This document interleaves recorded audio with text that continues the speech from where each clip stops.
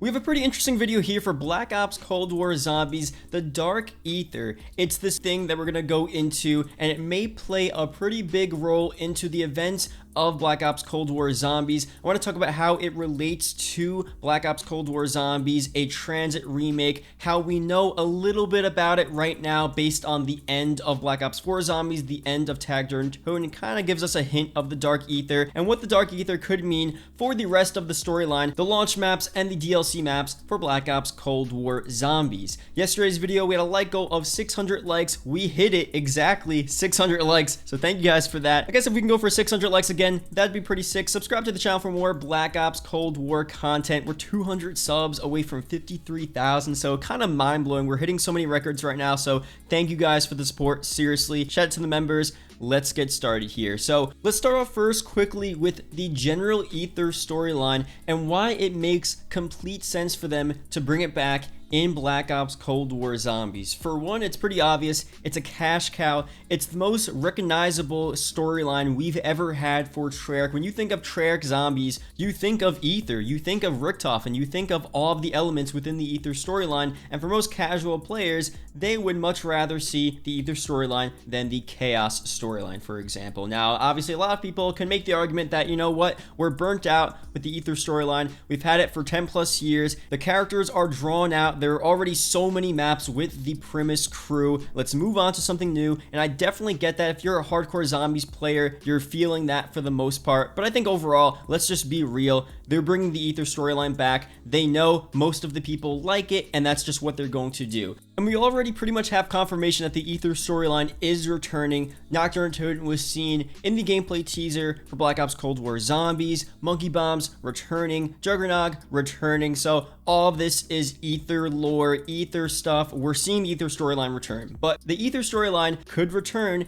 in a couple of different ways. I'm looking at 3 ways in which it could return. The first way we're going to spend most of this video on is through the Dark Aether. The second way is just through the normal Aether storyline, and it's placed in right after the events of Black Ops 1, and this would explain for a lot of the connections between the Black Ops 1 campaign and the gameplay teaser that we saw at the end of the multiplayer reveal trailer. We'll talk about that as well. The third way could obviously be what we've been talking about for a while now, a reboot. A reboot of the Aether storyline does kind of make sense, and that could still happen. And honestly, the Dark Aether could actually be a reboot in and of itself, just because of the fact that it's so unknown. The crew, the universes, pretty much everything was banished, sent to the Dark Aether after Aether and Totem. So technically, everyone's there in the Dark Aether. And who says that the cycle has to continue like it did in the normal Aether universe? I mean, this is the Dark Aether. Different things could happen.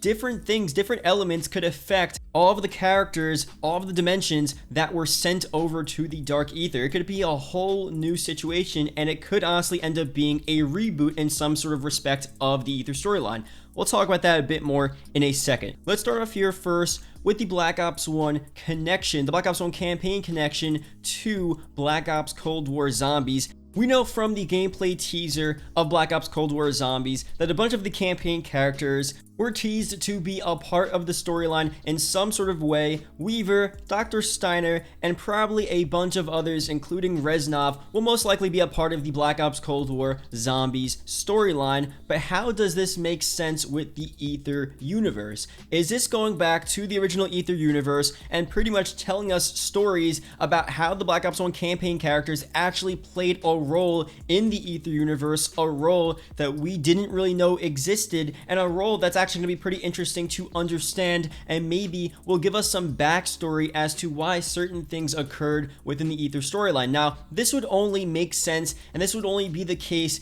if the Aether storyline returns. There isn't a Dark Aether, and pretty much we just go to the events right after or during the Black Ops 1 campaign in relation to the events of the Aether storyline at that point in time.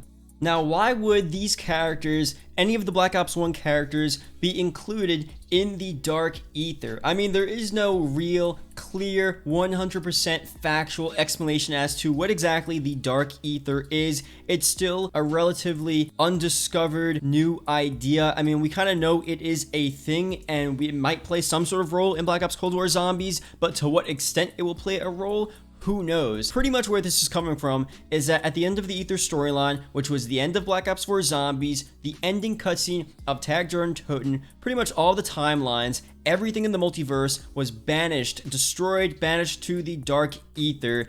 And technically, these crew, characters, members, everyone in the storyline, all the assets from the storyline, all the lore from the Aether storyline were banished and sent to the Dark Aether. The only two remaining entities were Eddie, which is the child version of Richtofen, and Sam. And you can see this at the end of the Tagger and Toten cutscene, which I'll put up on screen. And they're looking at some sort of light, which grows as the final cutscene nears its end. Now, what are they doing there? Are they going and looking at the perfect world, you know, the world without Element 115, where there's no zombies and everything is perfect and they go back to living their normal lives?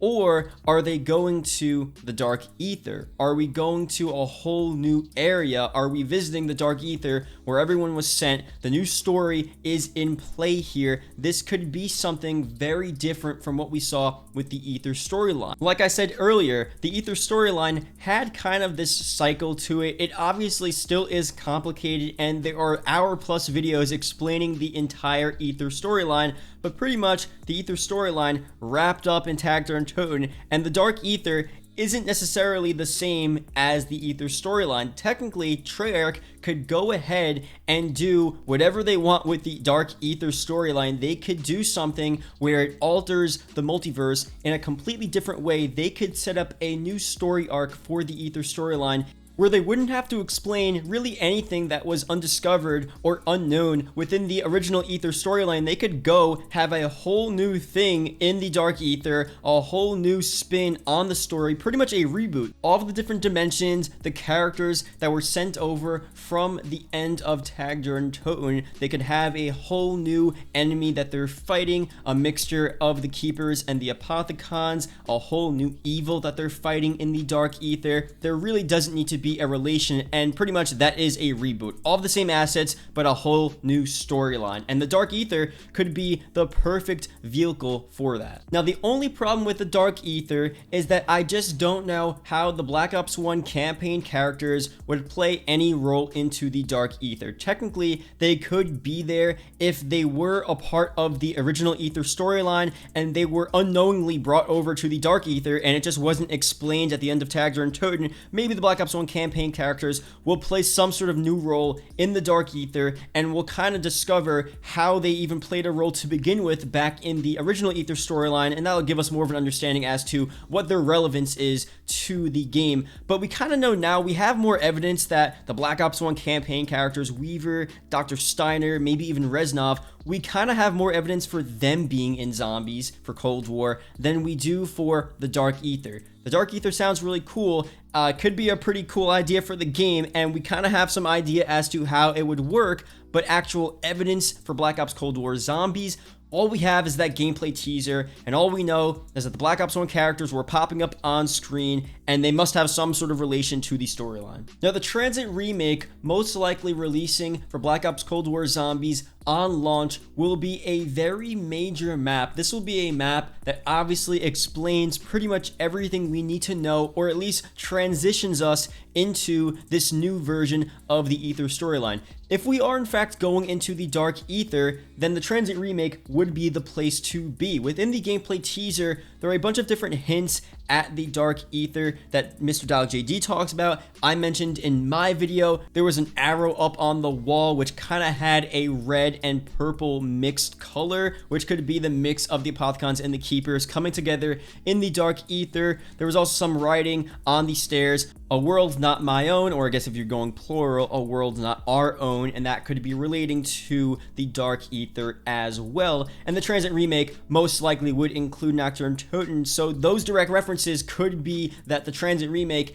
is the beginning or the transition into the Dark Aether storyline, and we would figure out a bunch of the stuff as to what exactly is going on in the Dark Aether? Why exactly are we here? What is the new goal? What is the new reason for actually being here? Are we just here forever? Is there a plan to escape? Is someone going to help us?